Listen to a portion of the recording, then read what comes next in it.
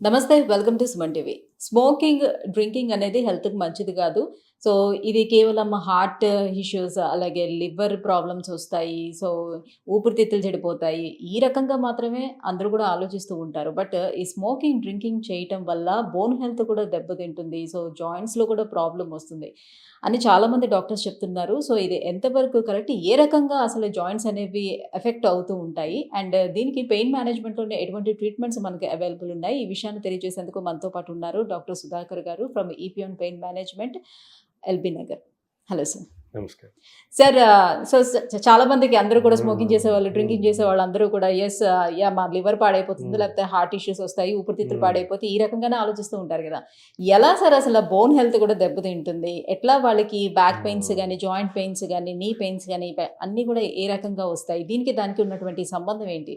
Yeah! ఇప్పుడు చూసినట్టయితే alcohol చాలామంది అనుకుంటారు ఆల్కహాల్ వల్ల ఓన్లీ హార్ట్ ఎఫెక్ట్ అయితుంది, హ్మ్. లివర్ ఎఫెక్ట్ అయితుందని. కానీ ఆల్కహాల్ వల్ల జాయింట్స్, బోన్స్ కూడా చాలా ఎఫెక్ట్ అయితాయి. ఎలా అంటే ఫస్ట్ థింగ్ ఆల్కహాల్ రెగ్యులర్‌గా తీసుకునే వాళ్ళలో ఏమైతుందంటే డీహైడ్రేషన్ ఈస్ కామన్. అంటే హ్మ్. Alcohol is a diuretic. So, dehydration ఉంటది. ఆ డీహైడ్రేషన్ వల్ల ఈ జాయింట్స్ లోపల సైనోవియల్ ఫ్లూయిడ్ సెక్రీషన్స్ తక్కువ అవ్వడము. హ్మ్. తర్వాత రెండోది alcohol is a inflammatory. So, దాంతోటి బాగా ఇన్‌ఫ్లమేషన్స్ రావడము. మూడోదేంటంటే ఆల్కహాల్ వల్ల యూరిక్ యాసిడ్ లెవెల్స్ పెరుగుతుంటది. యూరిక్ హ్మ్. యాసిడ్ లెవెల్స్ పెరిగినప్పుడు యూరిక్ యాసిడ్ క్రిస్టల్స్ ఫార్మ్ అయితాయి. దాన్నే గౌట్ అంటాం. సో, ఈ యూరిక్ యాసిడ్ క్రిస్టల్స్ ఏంటంటే ప్రతి జాయింట్‌లో డిపాజిట్ అవ్వడము. ఆ జాయింట్స్‌లో డిపాజిట్ అయ్యి ఆ జాయింట్స్‌ని డిస్ట్రాయ్ చేయడము. So, okay. ఒక పక్కన ఇన్‌ఫ్లమేషన్ వల్ల జాయింట్స్ డిస్ట్రాయ్ అయితుంటుంది. ఈ యూరిక్ యాసిడ్ క్రిస్టల్స్ వల్ల కూడా డిస్ట్రాయ్ అయితుంటుంది. నాలుగోదేంటంటే ఈ ఆల్కహాల్ తీసుకునే వాళ్ళ లోపల న్యూట్రిషనల్ అబ్జార్ప్షన్ తక్కువైపోతాయి. సో, దాంతో calcium, magnesium, other minerals which are hmm. Required for bone health తక్కువైపోతుంటది. So, hmm. దాంతోటేంటంటే వీళ్ళకి బోన్ హెల్త్ అనేది వీక్ అయితుంటది. అంటే బోన్స్ బ్రిటిల్ అవ్వడము, వీక్ అవ్వడము, జాయింట్ పెయిన్స్ రావడము. ఆహ్, ఇంకొకటేంటంటే ఈ రెగ్యులర్ ఆల్కహాల్స్‌లో స్లీప్ డిస్టర్బ్డ్ ఉంటది. ప్రతి మనిషికి ఒక 7-8 అవర్స్ ప్రాపర్ స్లీప్ ఉండాలి. సో, హ్మ్. ఈ ఆల్కహాల్ తీసుకునే వాళ్ళ లోపల ప్రాపర్ స్లీప్ ఉండదు వాళ్ళకి. సో, ఎప్పుడైతే ప్రాపర్ స్లీప్ ఉండదో మన మజిల్స్ అన్నీ ఆహ్, దానికి సరిగ్గా రెస్ట్ దొరకక వాటికి బోన్స్‌కి, జాయింట్స్‌కి సరిగ్గా రెస్ట్ దొరకనప్పుడు అవి ప్రాపర్‌గా రీజనరేట్ అవ్వవు. హ్మ్. ఇంకోటి స్మోకింగ్‌లో చాలామంది ఏమనుకుంటారంటే మాకు ఓన్లీ లంగ్ పాడైపోతదేమో అనుకుంటారు. కానీ అది కాదు. స్మోకింగ్‌లో ఇంకో ప్రాబ్లమ్ ఏంటంటే నికోటిన్ అనేది ఏం చేస్తుందంటే ఈ డిస్క్‌లకి బ్లడ్ ఫ్లో తగ్గిస్తుంది. సో, హ్మ్. ఎప్పుడైతే డిస్క్‌కి బ్లడ్ ఫ్లో తగ్గుతుందో హ్మ్. ఆ డిస్క్ రీమోడలింగ్ అనేది అవ్వదు. మన శరీరంలో ప్రతి పార్ట్ రెగ్యులర్‌గా కొన్ని పార్ట్స్ రెగ్యులర్‌గా రీమోడలింగ్ అయితా ఉంటుంది. ఎప్పుడైతే హ్మ్.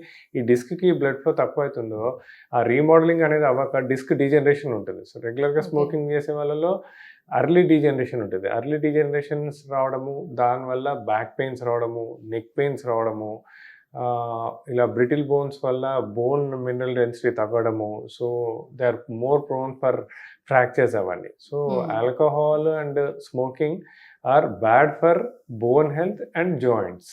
ఓకే. కానీ చాలామంది అంటూ ఉంటారు. ఇప్పుడు డ్రింక్ చేసే వాళ్ళలోని, నేను హ్మ్. డ్రింక్ చేస్తున్నా కూడా నేను డైట్ పరంగా చాలా హెల్తీ డైట్ నేను హ్మ్. తీసుకుంటూ హ్మ్. ఉంటాను. సో, దానివల్ల నాకేం పెద్ద అంత హ్మ్. ఎఫెక్ట్ అవుతుందా సో, అది వాళ్ళు రాంగ్ నోషన్. సో, హ్మ్. రెగ్యులర్ ఆల్కహాలిక్స్ లోపల ఈ బోన్ హెల్త్ అనేది బాగా ఎఫెక్ట్ పడుతుంది. బోన్ మినరల్ డెన్సిటీ అనేది బాగా తగ్గుతుంది. దాంతో పాటు ఇంతకుముందు నేను చెప్పినట్టు మజిల్స్‌కి సరిగ్గా ఆహ్, స్లీప్ డిస్టర్బెన్స్ వల్ల మజిల్స్ కూడా చాలా వీక్ అవ్వటం మొదలుపెడుతుంది. హ్మ్. So, alcohol is bad for bone health also.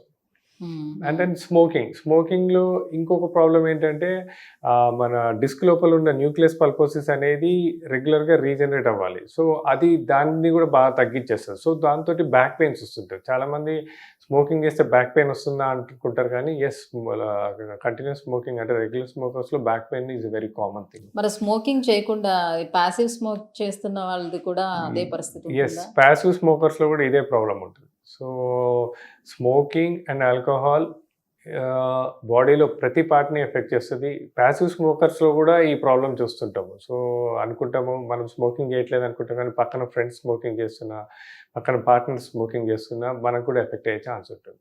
Oh!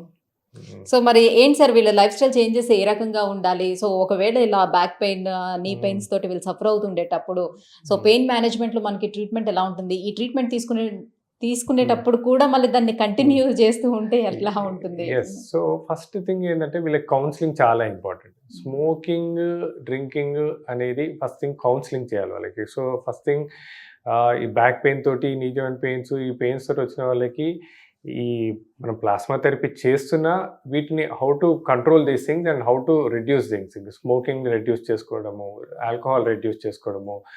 So ఒకవేళ వాళ్ళు విత్డ్రావల్కి వెళ్తారు, ఇప్పుడు రెగ్యులర్గా ఆల్కహాల్ తీసుకునే వాళ్ళకి ఆల్కహాల్ సడన్గా స్టాప్ చేస్తే ఆల్కహాల్ విత్డ్రావల్లో వెళ్తారు. సో వాళ్ళకి ఆల్కహాల్ విత్డ్రావల్ని మేనేజ్ చేయడానికి కౌన్సిలింగ్ ఒకటే కాకుండా there are some tablets are there. So ఆ టాబ్లెట్స్ ఇవ్వటము అంటే something like Librium tablets, thiamine tablets. ఈ టాబ్లెట్స్ ద్వారా వాళ్ళని ఆల్కహాల్ విత్డ్రావల్ ఎఫెక్ట్స్ నుంచి వాళ్ళని కాపాడుకోవచ్చు. అలానే స్మోకింగ్లో మనం చూసినట్టయితే ఇవాళ రేపు నికోటిన్ టాబ్లెట్స్ వచ్చాయి.